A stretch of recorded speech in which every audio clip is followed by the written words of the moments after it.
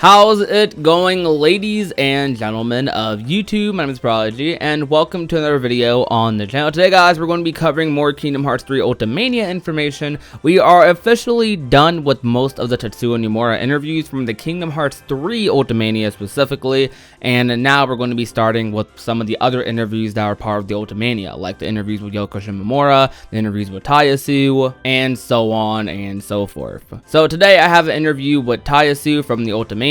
This is a medium-length interview. It's not necessarily super long, but it also depends on how much I ramble. His responses, though, are definitely way longer than Nomura. Tai Yasue is a very wordy individual compared to Nomura, who's a lot more straight to the point. But regardless, let's get right into it. When development began, what kind of request did you receive from director Tetsuya Nomura? I want you to make theme park attractions, and I want to play LCD handheld games, and I want to pilot robots in the Toy Story world, and the like. He had a lot of requests. Nomura often comes out with completely unexpected requests, but once we actually tried making them, they fit perfectly into the world of Kingdom Hearts and make the game all the more exciting. So I put my faith in his vision and hit the ground running without second guessing. Me personally, I love the idea of the attraction flow mechanic. I do wish it wasn't random and was executed a lot better, but overall I do think the mechanic is very fun, at least for our first playthrough. And I also really like the LCD games as well. Even though I don't play them a lot,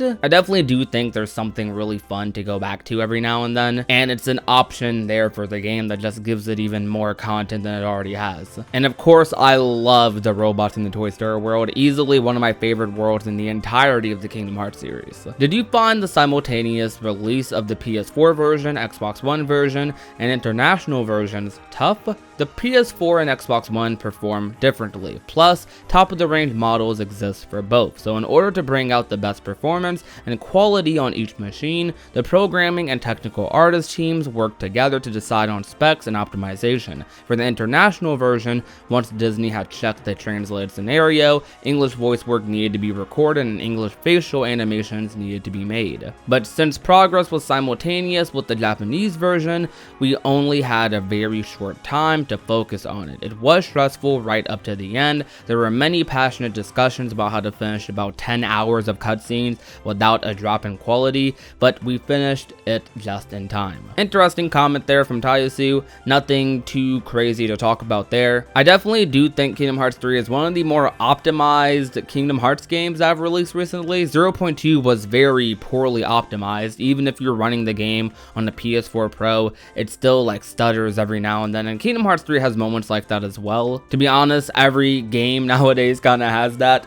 I feel like the console with the best optimized games are usually like the exclusive titles. A lot of third-party like IPs aren't really as optimized as they used to be in previous generations, which is kind of a shame, but I definitely think Kingdom Hearts 3 is one of the more optimized third-party IPs. I was definitely expecting Kingdom Hearts 3 to not run the best, because Square Enix specifically as a company is not the best at optimizing their games, but honestly they did really well, and from what I hear they did pretty well on the Xbox One side as well. I can only imagine how Kingdom Hearts 3 would run like on a PC. It would probably run like butter. What was the hardest thing about your dealings with Disney and Pixar? Ooh, I think you can make something good much quicker if you can speak openly rather than sugarcoat your opinions. During development, we had positive exchanges of opinion with Disney, but as both we and the creators on their side are very serious about our craft,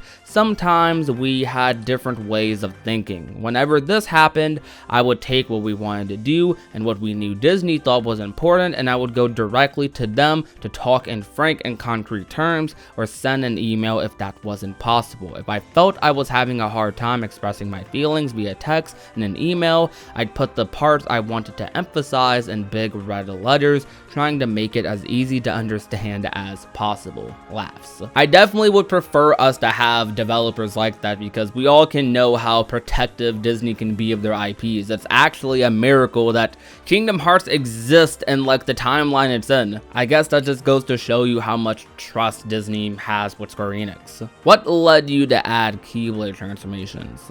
Lingering Will, the Kingdom Hearts 2FM secret boss, transformed his Keyblade, and that was what gave birth to the idea of Sora changing the shape of his. First, we felt it was very important to make the transformations easy to see and to make the battle gameplay for each transformation obviously different. So the motto of our weekly character action test meetings was more flashy, more dynamic, which led us to add more action to the transformations. However, this would cause our workload to inflate. For example, when the movement of Favorite Deputy became more powerful than we had expected, we had to go back to the already finished Hero's Origin and boost its action and effects too. Plus, once we'd finished work on a Keyblade transformation, next we'd have to make it so you could switch through 3 of them using the direction pad during a combo, and other new factors that kept being added. It happened over and over. Usually that way of working is extremely aggravating, but our staff had open hearts and positive minds and did their very best for me. Thanks to that, we were able to make something good in the end. Keyblade transformations and Keyblade switching are 2 of my favorite mechanics in the entire Kingdom Hearts series. I'm still debating whether I like Keyblade transformations or Drive Forms. I'm leaning towards Keyblade transformations more because I find them a lot more unique. I know a lot of people love the idea of dual wielding Keyblades, but I don't know, Keyblade transformations just has that like uniqueness to me. Like all of them play completely different and just add a certain control to combat. I don't know how to describe it. And Keyblade switching is something that definitely should have been in Kingdom Hearts for years. The most used world in the series, Olympus, appears here again. Did you stress over differing it from past iterations? I wanted to add some gameplay that would be brand new for that world, but I didn't really stress about it. The concept for the maps this time was spacious verticality, not just horizontally. So the god tier sense of scale on Mount Olympus was an ideal setting. When development began and we started work on the Olympus world, that was the birth of several gameplay features that made use of verticality, such as dive attacks and wall running. And I love this mindset because I definitely never had like too big of an issue with level design in the Kingdom Hearts series like when I was younger, but as I got older and started playing a lot more games, a lot more open world games started coming out specifically, and I started appreciating level design a lot more in these video games. I learned to appreciate verticality a lot more because I don't know what it is. Being able to go upwards instead of just going in a straight line is a lot more immersive and interesting. That's something that I loved so much about Dream Drop Distance, KH1, and now Kingdom Hearts 3, which definitely does it the best. Kingdom Hearts 3's level design honestly is just in a league of its own when it comes to like action RPGs, and I am so happy that they were able to make a Kingdom Hearts game with as immersive worlds as this one. And also, wall running's pretty cool too, though I do wish they could polish up wall running a little bit more, because I feel like it has like this weird lag, like when you're moving around with it. I don't know how to explain it, but for the most part, like it gets what it needs to get done. How did you select the characters for Links? Regarding Links, during talks with Disney, we were asked to stop calling characters from other worlds into whichever world Sora was currently in, but that meant we wouldn't be able to make a summon technique like past titles. So we went with the premise that a connection with Sora's heart calls the characters forth as magic. I thought combining them with magic would have the most impact, so we settled on having Simba plus fire and Ariel plus water and the like. Okay, now this kind of annoys me because a lot of people talk about the Disney meddling in Kingdom Hearts 3, and this definitely sounds like it's an example of that. Like, the way I take this comment is that the reason we don't have summons like how we do in Kingdom Hearts 1 or Kingdom Hearts 2, more interactable summons, rather than summons that literally take control of your entire character. It sounds like from here that Disney is a big reason for that. But on the other hand, I do know that in many past interviews, Nomura has repeated himself on this countless times. Nomura was in love with the D-Link system in Birth by Sleep, and he wanted to expand upon that in Kingdom Hearts 3, and we got links because of that. So I don't know if these are conflicting sides of the same story, or if I'm missing something here. What I'm guessing is that Nomura did want links, but the reason we didn't get as many of them, or as amazing quality, or as good quality of links in this game was partially because of Disney, maybe? Or I guess that's probably the reason, like, Simba looked the way he did, surrounded by fire. Ariel looked the way she did, basically like this see-through water thing, literally just water, and so on and so forth. It definitely kind of like sucks though in a way. I don't know, like I don't really like the way links are fully in Kingdom Hearts 3, to be honest.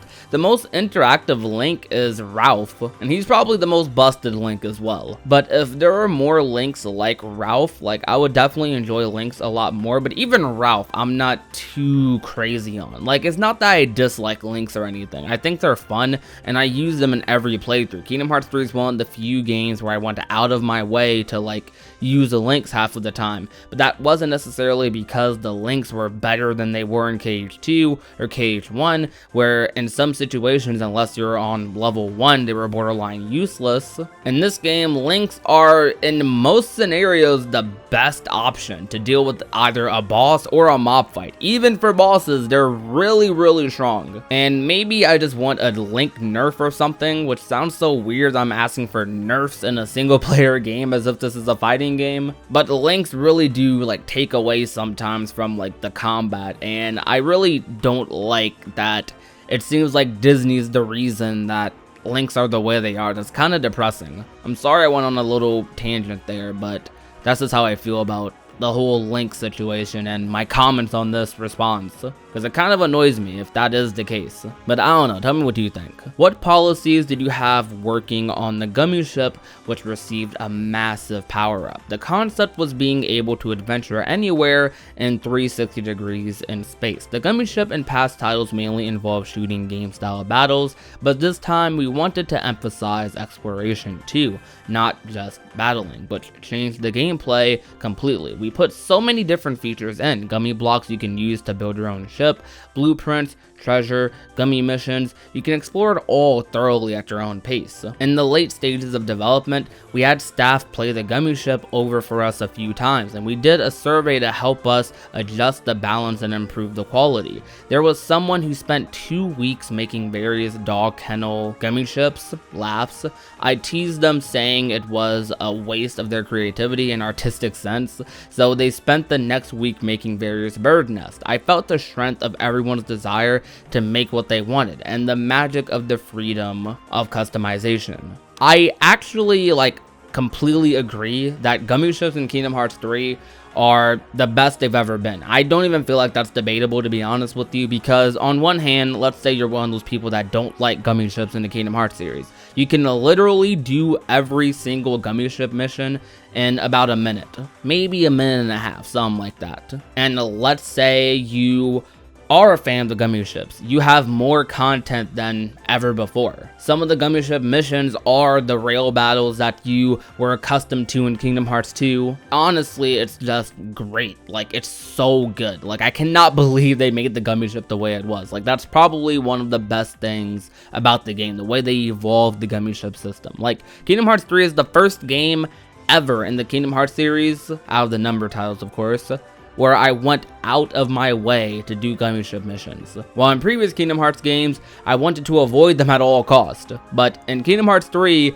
I looked forward to doing the gummy ships every time. You can literally just do whatever you want. You have so much freedom. It's so cool. I just love it so much. I'm kind of geeking out right now. But anyways, continuing. Tell us how you decided on the plan to connect the smartphone game Kingdom Hearts Union Cross to Kingdom Hearts 3, he means. I wanted the scenes in the Keyblade Graveyard to be one exciting development after another, so I proposed a plan to borrow strength from Union Cross players and shoot a massive number of Keyblades at the Devil's Wave. For those of you that don't know, that is the name, the Japanese name for Demon Tide. In America, they censored that name to Demon. Part of it was also that I wanted to create a huge command that surpassed the very limits of the system, as the culmination of the situation commands that were so integral to Kingdom Hearts 3. But when the staff in charge decided on the system and the direction and actually made it, I was shocked. It was even more exciting than I had imagined. The battle director and I just put our heads in our hands.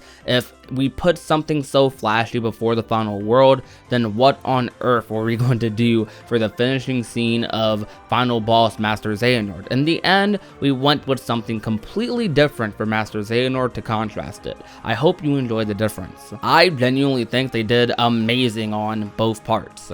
Like, I definitely feel like the Union Cross moment is one of those moments in Kingdom Hearts 3 that is the most memorable, because you really just, like, I don't know, it felt like an anime. I don't know how to describe it. To some people, they may hate that, but for me, it was so hype, it was so cool, and it's a moment I'm going to remember forever, because me personally, although I have my critiques about Union Cross, I've made many videos on it, I still love Union Cross at the end of the day, because of course it's part of the very Kingdom Hearts series that I love, and I am definitely very dedicated to the Union Cross story, because that is going to be tied in directly to what happens next in the Kingdom Hearts series. It was just such a cool scene. It was so cool. It was so cool. I cannot wait to like experience a moment like that again, maybe in the Kingdom Hearts series. And what they did for Master Xehanort was so cool, because I know that's an iconic moment for a lot of people in the series. I feel like every single person who was playing that, they thought they missed a button press or something, or they were supposed to time it,